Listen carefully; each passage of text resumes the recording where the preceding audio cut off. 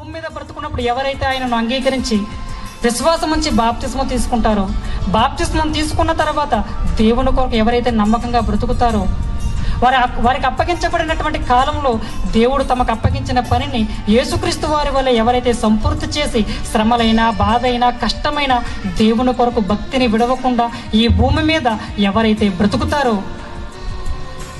అలాంటి వారిని మాత్రమే యేసుక్రీస్తు వారి తండ్రి వద్దకు తీసుకుని వెళ్తాడండి.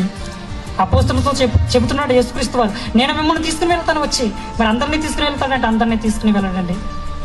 కాబట్టి అలాంటి కనిపించని తండ్రి యొద్దకు, రహస్యంగా ఉన్న తండ్రి యొద్దకు మనం చేరుకోవాలంటే ఈ భూమి మీద బ్రతుకుండగానే మన బ్రతుకులు యేసుక్రీస్తు వారికి అంకితం చేయాలి.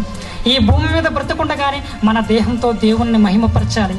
ఈ భూమి మీద ఆయుష్ ఉండగానే బాప్తిస్మం తీసుకుని యేసుక్రీస్తు వారు చెప్పినటువంటి మాటలలో ఆయన మాటల ప్రకారం జీవించి ఆయన వలె, అపోస్తలుల వలె, ఎంతోమంది భక్తుల వలె తమ ఆయుష్కాలంలో తమకు ఇవ్వబడిన పనిని పూర్తి చేసిన వారుగా మనము కూడా మన దేవుడు అప్పగించిన పనిని మనం పూర్తి చేస్తే అప్పుడండి మనల్ని యేసుక్రీస్తు వారు తీసుకువెళతారు.